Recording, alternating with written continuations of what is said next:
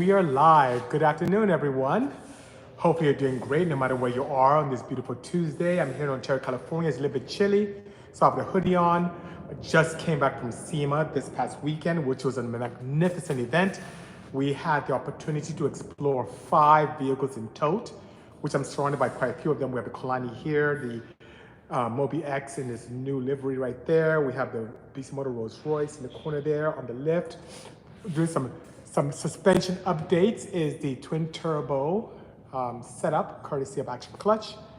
What car is the white and black one? The white and black? I don't know, I mean this one right here? This is the Kalani right there. You can kind of see that. It looks kind of crazy, like a kind of a speed racer kind of setup. Looks absolutely fantastic. Love your Porsche, says El Guapo 98. Thank you so much. All Motor Single Jingle King on IG says you will never find me. Thank you so much. Brazil's in the house, courtesy of Pedrinho079. And I'd like to be able to take this opportunity to say greetings to all of you. You on Instagram, you, my friends and family on YouTube Live. Also, I'm on TikTok Live under Bisimoto ENG, so thank you so much. And through the podcast networks, courtesy of Anchor, now known as Spotify Podcasters. Thank you so much for joining, whether you're using the loo, driving, traveling, working out, whatever the case may be, I am there. Just do a search for Bisimoto on Spotify, and this comes up in an archiving moment. Rollins Kitchen says, hey BC, sending love from down the road in San Diego, thank you. Can you explain the motor to the sequential shifter? So Rollins Kitchens is referring to a post I did recently on what I chose as the highlight of technology at the most recent SEMA show, with emphasis on the future tech booth. Now, many of us do understand how internal combustion engines tend to regulate or give out power. You start off with a very low torque capability. It builds up to peak efficiency in a higher RPM perspective and then falls off rapidly. So what happens is we have a narrow window where we have the most efficient torque power. And so we have this transmission that allows us to hover in that range. Now the misnomer comes from EVs and how different it is, where EVs have the capability of starting off with absolutely full torque at 1 RPM, if you're so inclined, and it carries over for a long period of time, but it still does fall off. So for example, I do love the Tesla drive units, the large drive units. Once you get to about 9,000 RPMs, even though the motor has the capability of close to 19,000 RPMs for redline, north of 8 to 9,000, that torque starts falling off as well, and the efficiency goes down. So to mate it with a sequential or any type of gearbox can allow you to stay in the power band of torque that's very healthy from 0 or 1 RPM all the way to, let's say, 8,000 RPM, shift and fall back in that range again, while giving you the opportunity for higher top speed. One of the limitations, let's say, of the Mobi X right there is that with the tire size that it has, with 20-inch wheels, and the RPM capability, that would peter out at 167 miles an hour, just because it's a single drive unit, no transmission, single drive. Even though north of 9,000, the efficiency is still good, but it starts falling off. Meanwhile, right next to me here, you can see is the blue twin turbo Porsche, makes more horsepower than that. The Mobi is quicker, but this would do 200 miles an hour because it has a gearbox to allow us to have more torque multiplication and give us better top speeds as we're so inclined. So I found the sequential gearbox that the guys from Revolt put together on an electric drive unit is genius, because not only allows you to have more top speed, it also allows you to invoke some of that emotion with combining shifting capability with a motor that's very torquey, a lot of fun. And then to add or supplement the electric motor wine, it gives you the nice sequential gearing, which sounds pretty awesome as well. So I look forward to building one of those and one of the projects coming up soon. I'll give you guys an intimate view on my experience with that. But yes, great question, sir. Thank you so much. And it was great indeed. Where's the 1,000 horsepower minivan? Says you'll never find me at my residence, chilling in the front yard. So thank you so much for asking. Uy Parse 24, greetings, brother. Hopefully you're watching everything we're doing out in Nevada. It was a great SEMA, 5 cars in tow, lots of fun. Met people I hadn't seen in years, had the opportunity to interact with a lot of partners, make new friends. A lot of people from Florida, a lot of Atlanta people I ran into at the event. So it's really, really a lot of fun. And I'd like to thank my partners, Toyo Tires, who stand the team, the African American Auto Association with Chris Harris and the team, and also Luis Morales from SEMA, who was able to allow us to house a few projects also in their future tech booth. So thank you so much for being so kind to us. Then 35J all the way from Germany, hoping I had a great SEMA. Thank you so much, Then. I did by all means. Lawrence also on YouTube Live is saying, hello, good afternoon, sir. I hope you had a wonderful time at SEMA. What's the engine spec on the Rolls-Royce? Well, that also has a very similar setup than what the Mobi right there has. It has a rear drive unit that has an integrated motor, transaxle, and inverter. In the rear, 600 horsepower. It has 66 kilowatt hours of battery, which is water cooled as well. I went through painstaking effort to make sure that the vehicle can be driven by anyone. And it was, because our new associate, Nick, had the opportunity to pull it out of the trailer when we got to Vegas. The people from Toyota to drive into the booth, drive it out the booth, move it around SEMA. It was pretty cool. And I feel that my goal was achieved by having a vehicle that's very intuitive. So you just put the key in, turn it like a regular car, everything powers up, all the gauges are analog, and the shifter is the factory shifter going from park to reverse to neutral to drive, and it's just absolutely fantastic. So thank you so much for the question, and that's the specs on that so far. Corvode, fellow engineer, also on YouTube, says, we in here, what's your take on the 5N fake shifting? What if it was an H-pattern shifter and the clutch instead, and if the sound was much better quality? Great question. So in theory, I don't know if it was you, Corvode, who brought this up, that I should try the Veloster N. And I reached out to my friends at Hyundai, and courtesy of Drive Shop, they were able to supply that for me for a couple of weeks. And I was very skeptical, just being that I am a huge advocate of native sounds of a motor or an engine. And if anything, amplifying that, not synthesizing one per se. So I was kind of pushing back on the whole concept of fake sounds. But I must tell you, it was pretty clever. As in, after a couple of days, I grew to like it. As a matter of fact, I like the ignition protocol, where it sounded like an internal combustion engine, and it sounded just like a Veloster N, which is pretty interesting because I owned one, and it sounded like a hopped up Veloster N with better shifting capability, like a DCT one. So that being said, what did I appreciate the most out of that project? How the protocol was initiated with that vehicle, where when you automatically put it into this N mode or N plus mode, the screen changes to a TAC. So from a standard EV screen, you now have a TAC with a red line. You can feel the shifts, whether it's automatic or use the paddle shifters. The sound was there. When you let off, it had the burble and backfires. It was very clever to be able to take many inputs of RPM, pedal position, load, and then simulate sounds that were very realistic. Now, you must forgive me, I posted some of this on my social, and my phone didn't do a good job in grabbing the sounds and emanating it through the phone. It sounded super synthetic, but in the car live, it sounded very realistic. And then you could cascade it externally if you wanted to. You can also adjust the volume for that, so people outside can hear the same thing. Even when revving, you can hear it, or you can just maintain it inside the car. I did feel a sense of emotion that was being added to my repertoire as I drove, so it's pretty cool. It really was fun. And for the average enthusiast who doesn't build cars or care about really crazy stuff and intricate details, they can find that absolutely spectacular. For those of us who are very, very much builders, and we may have a little bias, I must admit it is kind of synthetic, but also it's quite enjoyable. And then to couple that with the supersonic one, where it sounds like a fighter jet, and then another one where it sounds like a Formula E setup as well. Those are pretty cool, but the initial one was pretty nice. Could that have been even amplified with an H pattern? I believe so, but it also could limit the market of people who would drive it, because a majority of Americans, I would say globally even, prefer automatic or DCT setups. People are, the only vehicle I have in my fleet that's manual is this 935 here, my Odyssey, and then also my tow truck. But most people tend to prefer automatic vehicles, which is quite sad, but true. Did you watch the live build from Nakai-san at SEMA, says Ven 35I or J? No, I did not. I didn't even know he was there. SEMA was crazy. The days went by quickly. I had meetings after meetings, after podcast after podcast, after attraction after attraction, getting content. I didn't even walk the entire show. I went to West Hall once to hang out with the Motor Trend crew and came back very quickly.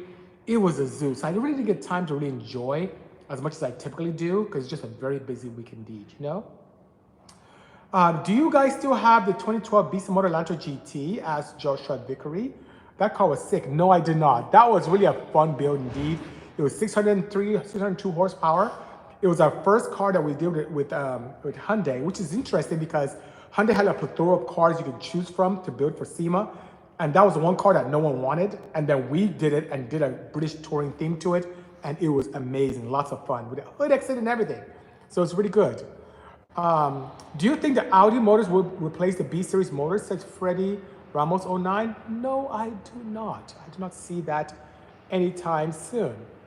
Banzai 888, great seeing you at SEMA as well, brother. Hopefully you got home safely, which is great. BC my bro says, oh, you Parse 24 from IG. That's awesome. I'm grateful you had a blast. I did have a good time indeed, despite some numerous challenges we had getting to SEMA, which is quite frustrating because no matter how much I prepare, whether it's 2 years ahead of time or 2.5 years ahead of time, some of my partners just get things to me so late, and then we end up working overtime, going crazy. Had a very interesting experience with the Rolls-Royce over there, which I'll probably get into in a separate video, but it was just madness. And getting to SEMA was great. I was able to just relax a little bit. Even arriving at SEMA, I had to swap out a steering wheel on the Prologue, on a Honda Prologue, which is pretty cool. That one's parked outside, and to do that, I had to do this intricate surgery of transferring this harness for all the switches and buttons and the airbags into the new steering wheel. And I had to do that in the convention center while everyone was gone at night. Oh my God, it was bananas. It was bananas. But you know what? I enjoy cars, so I cannot complain. Have no mercy on me. It's the life I chose, and it's quite amazing, especially with the team that I have here. Speaking of team, a lot of my team members did get sick. Some of my team members got COVID from SEMA. So if you've been feeling a little bit under the weather, go check yourself out. You probably have something. I'm fine. I vaccinated. I'm good. But yeah, it was pretty sad that some of my people got sick.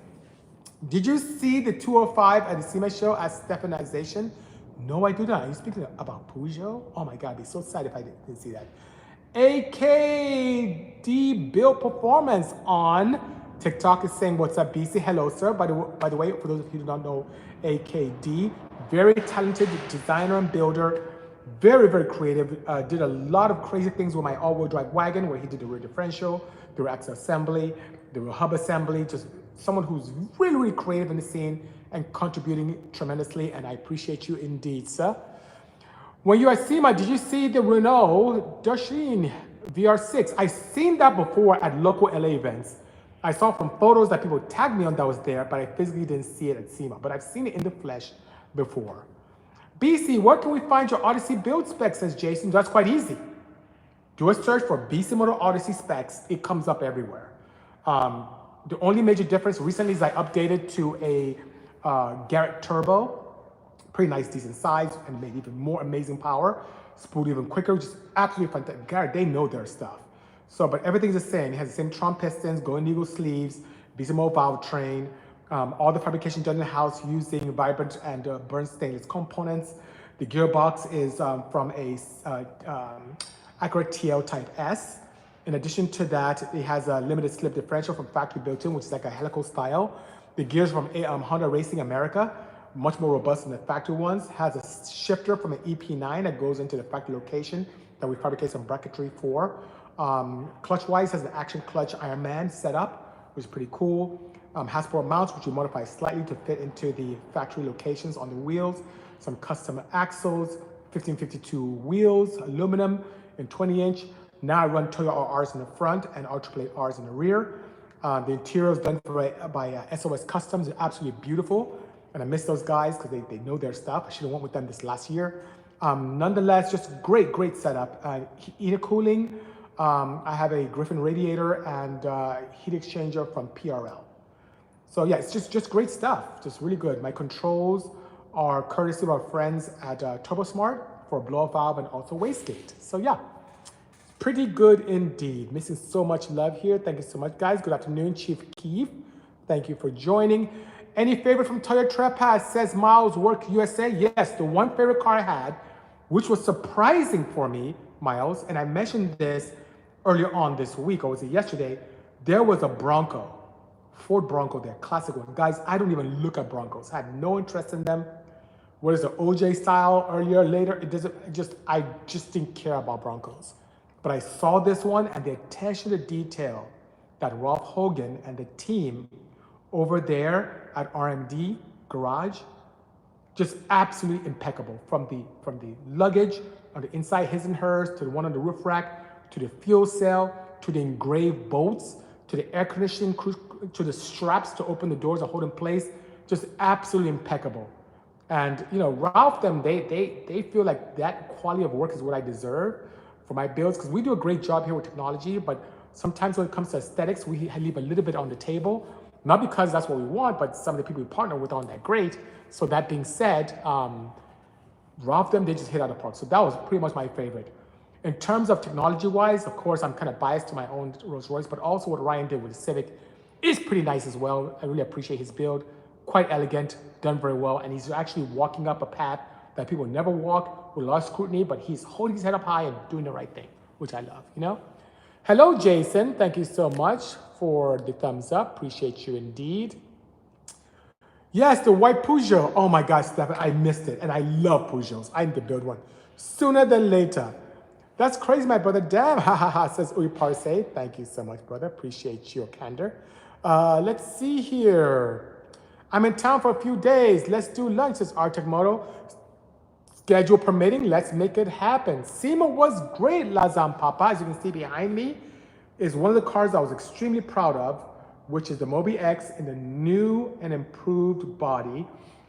That was actually as a result of 3 talented, amazing individuals. Erison Hugh of Acronym, the fashion brand Acronym. Raf Rennie, very talented concept artist who's also here on Instagram as well. Amazing individual, put his touchstone with the gauges and just extrapolate that to the body. And of course, my very good friend Rod Chung of RS Race Service, and also, I would say, Speed Hunters fame, and EA fame, and Robo Race fame. And he's been famous for a lot of things. Anyway, so yeah, it was quite good. What an epic FYP pool. I've been following you since the late 2000s. Awesome to see you on TikTok. Thank you so much, Daddy John Legs. Appreciate the kind words. And you also joining us on TikTok here. Tell a friend. While you're at SEMA, did you see, oh no, I already talked about that. This year, nearly 20 RWBs were there, and he built a car next to the drift area. I didn't even see that. It's so weird. He causes so much polarization. That is Nakai from RWB. A lot of Porsche purists don't like what he does. A lot of hot boys love what he does. I just want the cars to go fast. So I love his look, how it's an exaggerated GT2 setup. And then I really love it when those cars are made with some amazing performance. What I don't find appealing is if the cars are bone stock and they end up being slower because they have bigger wheels, more aero, which slows them down, a lot more drag. You know? But Nakai is hardcore because he tracks his own cars. So I appreciate that with him. So yeah, I love what he does and looking forward to more coming out of his stable. Hello, Nate Mark 7.5. Thanks so much for joining. Warrior Fella, also on YouTube, says, hey there, BC. Hello to you as well. And thank you so much for joining on TikTok, for those of you who are there, and also joining me here on YouTube and IG. What do you think of the 1.5 Turbo Honda FK8? I saw 99 Integra swapped at SEMA. Does it strong as old school D15? Stabilization stronger. I find that so appealing. I also saw that Integra in the Honda booth. Spoke to the owner, took some photos with the team. Very well executed. And the guys from JDI did a harness on that, tuned by Honda, and it was designed to be emissions friendly. From a perspective of power, yes, you can extract more from a the stock FK setup. It's actually an L series almost from the I think it's the 1.5 ones. So that being said, compare that to what you would see with the OD series. The older D15s, you put a little power on it, the rods and rod bolts tend to like just go bye-bye. So in my opinion, the newer Civic ones with the newer L series, that's really the way to go. And if you can double that and do something crazy with a K24C, even better. What project build or product surprised you or inspired you at SEMA? It says Modern Wild Black. Inspiration-wise, I really liked that hydrogen boat from Yamaha. So that inspired me to look at other technologies that could also be cleaner in nature. In terms of build quality, I was blown away by once again, R&D garages. That Bronco was just out of control. Also, I saw a lot of domestic vehicles that are very beautifully done. And I talked about this a little bit on my Tech Tuesday that I had at SEMA. It was really exciting to see the domestic world embracing modern technology. I saw everything from beautiful EVs to twin turbo setups with some very high-end electronics on it. No longer is the days of the flying toilet and downdraft carburetors and pull through and push through turbo carburetors or mechanical injection. These are all like really high-end Motec, Haltech, AEM, Dominators, Terminator stuff going on, which is pretty cool. And I was just impressed to see that. And then the attention to detail where I saw a lot of beautiful blues and greens and battleship grays where the outside is just immaculate. And then the engine bay was like a matte setup. So I like that little contrast, and it's something that I saw was a theme that I wouldn't mind doing to my projects. They're very nice indeed. So that was quite inspiring as well. Justin Gibbons from YouTube Live is saying, you are the man, a legend. Thank you so much for the kind words. Bring the cars to Cincinnati, says Reed Auto Detailing. I would love to if there's an event that's worthwhile and my partners are willing to do it. Let's make it happen. Have a nice day. I have to go. Cheers, everyone, says Stephanization. Thank you so much, brother. Appreciate you from joining overseas, and thanks for all your support all this time. With Trump getting elected, is it worth stocking up on some parts in case of big tariffs? Yes, it's very much worth it. So with the election, it's kind of a double-edged sword. On one hand, you'll say, okay, maybe the pressure will go away from us builders where we focus a lot on internal combustion. We won't be like kind of hounded as much. On the flip side, if a lot of tariffs start going down with overseas products, like especially from China, where they're looking at internal combustion or EV stuff, the price is going to get out of control and harder to get. So let's see what happens. We have a couple months to make something go on, but in the meantime, I am keeping my eyes peeled. Bro, are them cars yours? Not all of them. I mean, this one right here is not mine, but the three behind me are. This one right here, the silver one, I don't know if you can see that right next to me, it's not mine either. And the other one on the left, the twin turbo 935 is not mine either. So I have a few cars, I love all of them, but they're not all part of the Bisimoto arsenal per se. All right, let's see, what did I miss here? Tazzy909 says, what's up, BC? I bought your old wagon. In process of putting it together, going LS VTEC turbo. What turbo manifold did you run? I don't want to cut up the radiator support or headlight buckets to fit.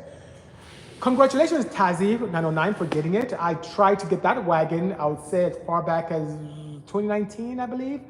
And I wasn't successful because even though I parted out and sold it, the gentleman who sold it to you wanted to sell it to me for, God, almost 3 times what he bought it for me from me for. So I'm like, So my friends from Buddy Club pretty much donated the wagon that I ended up using for that build. And as much as I wanted to do a version 2 on the same one, it wasn't possible. So Tazzy, to answer your question, and by the way, congratulations on going LS VTEC. That's really cool. I kind of cringe a little bit about it being a twin cam, but you know what? At least it'll be on the road, so that's just quite fine. Turbo manifold wise, we made a custom one in-house. So we made a very nice ram horn in-house, long tube ram horn, I may say, where it kind of swooped down and came back up, and then turbo kind of sat on top. So I was able to do that without qualm. You could get away with something similar, but if you don't have the space to do something tight because the LS head is much bigger, you may have to go with something like a very shorty manifold, like a log style, which is quite fine. Those can be efficient and can spool very quickly, depending on what size you're going. And yes, I wouldn't want you cutting the radiator supports. And if my memory serves correctly, I think it had a standard, nice aftermarket front radiator support. And then the headlight bucket, yeah, is still intact. That wagon is quite robust. And yeah, so hold on to her. Send me pictures from time to time. I'll help you cascade what's going on. OC Marianne. Hello, Marianne. Good seeing you. Amazing friend. Wonderful journalist. Marianne, it's been a while. Hopefully you're doing well, you and the family, and so good to see you. I owe you some shirts. I'll send some your way very soon. Do you know how to read a tape measure, says Chris. I guess I'll have to learn, but thanks for your concern. Zoe from NY, nice ones. Good seeing you, Zoe. Thank you so much for joining. Offset Joe, Zoe had to depart. Well, good seeing you. Come on down, Marianne. I'd love to see you again. Thank you so much. for joining this Tech2sDay. And I was hoping to see at SEMA, but I don't know if you still go to those things anymore. Okay, let's see here. Eddie Soleger, how do you say it? Eddie Songeller. Good meeting at SEMA. Did you find anything cool there? Not your cars. Yes, I found quite a few cool things. I talked about the RMD Bronco. I talked about how I like really a lot of the Ryan builds. That twin turbo CRX was pretty cool. I saw some domestic offerings from everyone from the Ring Brothers and some other great builders there. In the Future Tech booth, I really liked that hydrogen boat. That was cool, and the autonomous tractor. Let's see, what else really caught my eye out there?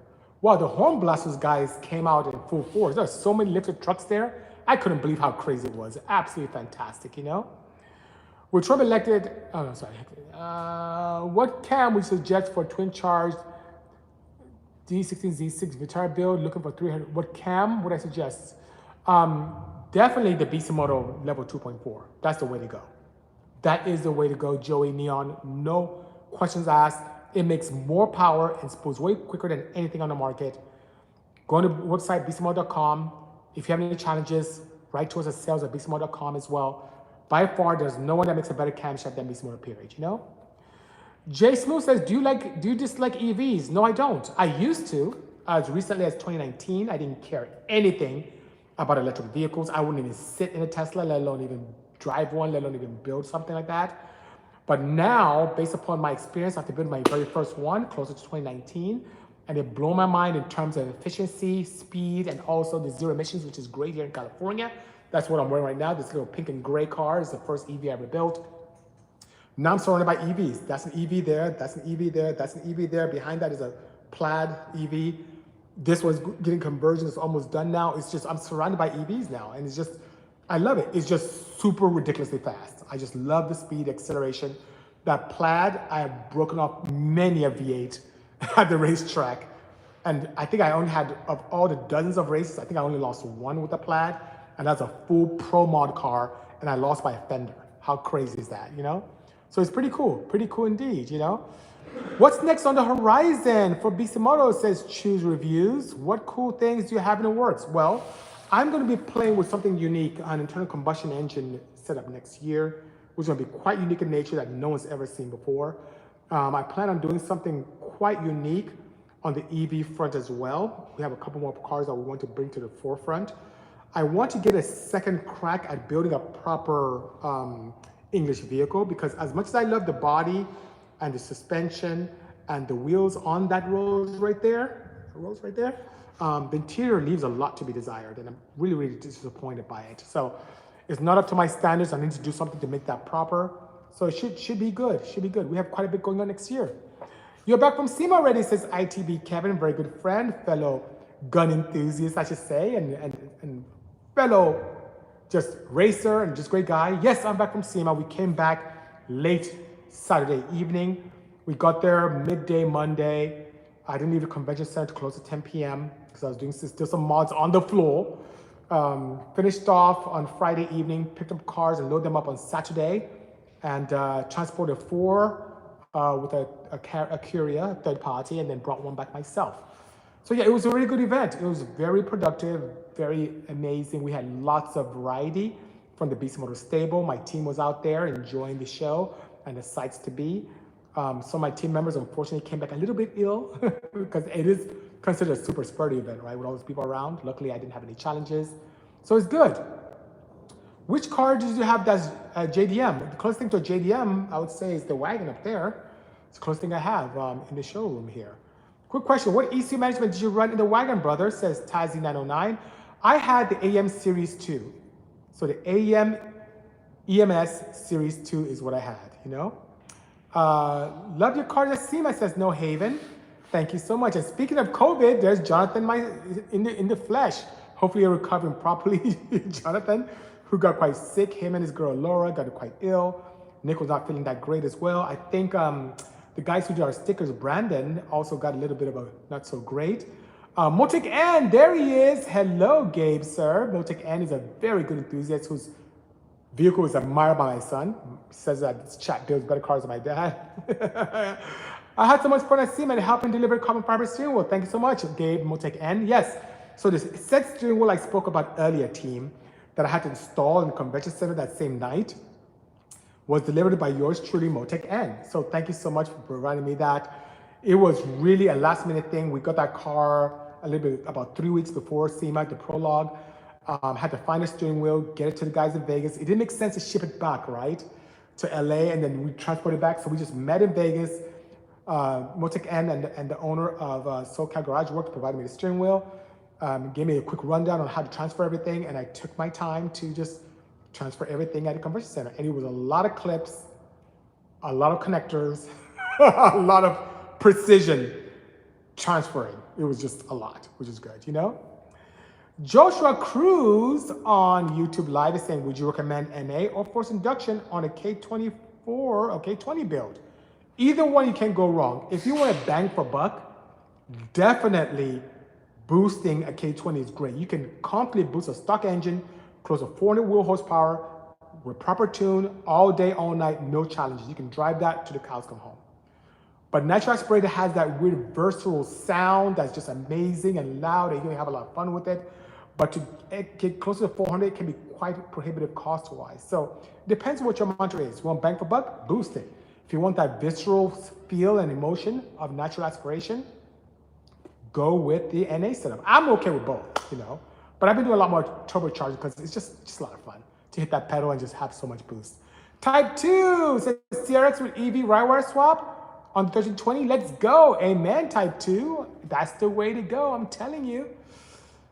So your two Hondas, says Oyparse, absolutely, absolutely indeed. Have you had any research into direct injected laser ignition plugs and fuel delivery? Says, really? But why? Direct injection, yes, absolutely. It's something that I find extremely appealing because it allows for better stratification of fuel into the combustion chamber or directly into the cylinder sleeve as well. For many different opportunities for emissions, you can run a leaner mixture, so it allows you to have better fuel ratios. The only caveat with those is the fact that if you want to upgrade to a significant amount of power, you have limitations on your fuel system because most direct injection fuel systems, which hover north of 1,000 PSI, tend to have optimized injectors. So just swapping out is not as easy, or being able to control the high volume pump, the high pressure pump is not as easy as well, engine management. You many times cannot eke out twice, thrice, 4 times the power. Usually when I get a build that's direct injection, I have the opportunity to remove the direct injection and retrofit a port injection to make a ton of power, typically in the 4-figure range. In terms of laser ignition plugs, no. I am an advocate of using high discharge coils, and I'm a big fan of iridium plugs, especially the ones from NGK. They have a very small electrode in the center, and the ground strap is not as inhibited. And the fact that it has a very fine, very hard electrode that's small, it doesn't inhibit the kernel. When you have a big pulse, like what you see in most copper electrodes, it tends to inhibit the formation of the kernel that allows for better combustion. So I like the small iridium because also it doesn't erode as easily, it lasts much longer. It's just the way to go as far as I'm concerned. Anything above and beyond, anything kind of gimmicky or different, I've not had experience or desire to explore. Let's see. 808 to Fayette Street. Thank you so much for the love. Appreciate you indeed. No Haven said the Kalani Utah, it was very cool. Did I know the car even existed? Yes, this is one of one here. Very good friend of mine. He's of, right here on Instagram as well. Caretaker's Collection. He is just an amazing individual and a huge Kalani aficionado. So he's kind enough to bring this vehicle to us here to have us update and electrify it. It took a lot of work to restore, not only the interior and exterior, but a lot of reinforcement of the chassis because it was almost built like an art car. So we had to make it very, very functional and safe for anyone who's in it. And we believe that we have accomplished that, if not exceeded our accomplishments. And great kudos to my team in making this happen. Appreciate all of you guys. Thank you, thank you, thank you. Tazio Motors Racing says, sup BC. Hello to you, Tazio. Thank you so much. Nothing sounds better than ITB, says ITB Kevin. ITB sound great, and so do side drop carburetors. I agree with you there, sir. Too bad it's not translated into French. We're interested. I'm so sorry. I took French in grade school, primary school, secondary school, but never really mastered it. So I wish I could do that. Let's see here. Thank you so much. Thank you so much. Hello, waving. Um, Looking at building a fit, says Joshua Cruz. Do it. Fits are cool. Whether it's even the GK5s, they look really good. It's hard to find ITBs. Thank you. Actually, depending on what engine size you have, I may have some small ones here. If you want to keep the L series with 1.5, I have some ITBs that'll fit right. You just need a manifold, but I have an ITB setup that can blow out to you. Really cheap that you can take. Really, really cheap. So hit me up. Just send me a message at sales@bisimoto.com. And I'll see you some photos and see if you can make it work for your setup. Pretty cool. Do you have a team of techs who answer and or recommend services? Really, but why? Yes, especially when it comes to our products. Yes, we do. You write to us at sales@bisimoto.com. We have a team that can answer, and sometimes I answer as well. When you power tune, Australia gives me a heads up for tuning Motec, I'll give you a ring. Sounds good, Motec, and no problem. Let me know. How much do your center seat builds cost? Says Choose Reviews. They can be a pretty penny. Because there's a lot of fabrication that goes into making a standard seater into center seat, it will hover in the 180,000 range to be able to build something for you of that caliber. Are you an Igbo man? Says Snow White Engineers. Yes, I am. I'm Igbo by tribe from Imo State, a region known as Idato, in a city known as Oboduku. Thanks for being at the SEMA show, says SEMA show. Can't wait to see what you bring this show next year. Thank you so much, and thank you for hosting such a great mecca for all of us to attend every year. It's such a challenge to get to it because we have all these great opportunities and great aspirations, and then you provide the perfect environment and amazing opportunities for exposure for all of our brands and all of our partners. So thank you, SEMA, for doing what you do. We appreciate you, and also for going to bat to allow us to continue to do what we do today, which is everything automotive and aftermarket. Whether it's petrol, EV, you guys have been our glowing source and biggest advocate, especially towards Washington. We appreciate you, SEMA. Thank you so much. My biggest dream is to attend one, says Parser24. Let me know. It'd be great seeing you there. Do you have an ITB set up for NAB 4B11? I assume you mean a Mitsubishi. Something like that, Jacob Xavier Castro, you have to make something bespoke. And that's what we typically do. For example, me racing ITBs was D series or the F22A single cam Hondas. Nothing available there. We have to make something stock. I just recommended someone for a 1.5 liter ITB setup. There is a Caterham that's right there that we were ITBing as well, and the client decided to go EV. So we kind of halted all our efforts with the ITB sequential fuel injection setup, took everything off, and then now it's full EV running and everything. We just have these components that we want to be able to kind of recoup some of our resources from. So that being said, yeah, that's why I have that. But you typically, Jacob, have to make your own thing, especially if you do something unique. When it's popular like a B series or a K series, then yes, because of popularity, they're commercially available. But otherwise, it's a matter of digitizing the ports and using what's commercially available to adapt something that's already there to an intake manifold that you already had made. Always enjoy SEMA, says Team No Haven. Agree. Thank you, SEMA, for a great trade show. Amen. Amen, amen, amen, amen, amen. Dude, long live SEMA. Absolutely. Thank you so much. BC, says Ronald Heaton. Hello. Thank you so much for joining this Tech Tuesday, which the time is flying. I can't believe we've already gone past 40 minutes. Hello, Ashton Campbell. Greetings. Thank you so much for joining this Tech Tuesday. It's kind of chilly here. It's going to be colder as we go towards the weekend. My daughter's birthday is this weekend, and I was hoping to like have kids or have them in the pool, but it's going to be like 50s towards the weekend. It's going to be cold here in California, which is pretty crazy. Anyway, nonetheless, it's really fun. Is that a 935 in the background? Says Hilux. Yes, it is. There's one there, another one on the left. I don't think there's another one here. I think there's, oh, there's one actually. There's a blue one right here. 3 here at the shop. Absolutely. Recommend a bench engine dyno, more of a customer service call.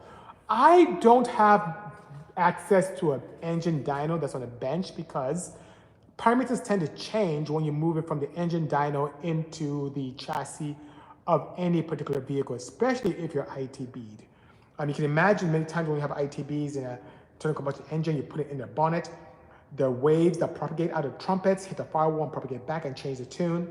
In my opinion, engine dynos are great for R&D, but not necessarily the tune to put into a chassis. That's been my experience. I tend to use chassis dynamometers for that. And because we have a chassis dynamometer in the house, which takes away the wheel or tire interface as a variable and acts more like an engine dyno in the natural environment of the engine, I tend to, gravitate towards those, and that's what I have in the house. So, long answer to a short question, I do not have any recommendations for a bench engine dyno at this time. That's dope, says hi. Lex, thank you so much for kind words. Appreciate you indeed. Thoughts on the Irwindale closure, says Ken Show. I am pissed. I really am. Irwindale was such a convenient track for us.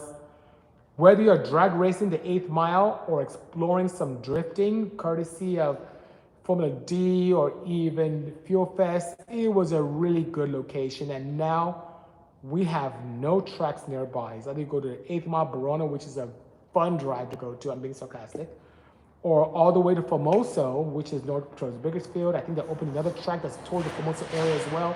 It's a trek. We no longer have LACR. Pomona is not available to us like it used to be with, test and tuning. Thank you, City of Laverne. We don't have any Long Beach anymore with Terminal Island. I have nothing nearby to race. Nothing. And if I'm on the roadways, I have to go to Streets of Willow, or go to Thermal, or go to Button Willow. Nothing nearby. You go to East Coast, there are tracks everywhere. In California, it's just getting worse and worse and worse. It's really sad, Ken Show. I'm really, really sad about the whole thing. But life goes on, right? Hello, S2 Boost. Thanks so much for joining. I don't see the Odyssey, says Space Ninja, because it's not here at the shop. It's at my residence. I love drifting BC. I enjoy watching always. That's good. I'm partial to it, not really big enough into it to want to build one myself, but I can appreciate the technology and also the skill sets that go into having it happen. I actually hear Pomona is going to start opening to the public, says ITB Kevin. If that's the case, I'll be so happy. That track is awesome. And it's so near me and it's so centralized. I know that City Laverne was mad about the sound thing, but I also have a bit of a qualm with that. You bought a house next to a racetrack. You knew that's next to a racetrack.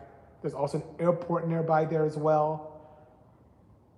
And then you move in and you want them to stop making noise. It's kind of sad, I don't know. But I like the sound. I don't mind hearing drag racing all night. It's really good. What's next to the Tesla? A forklift? I don't know if that's what it is. So there's a black Tesla there. There's a 935 in front of it. There's a Rolls-Royce right there. Right next to me here is the Kalani, and next to me here is a 930 Porsche we're converting. So we have quite a few vehicles here.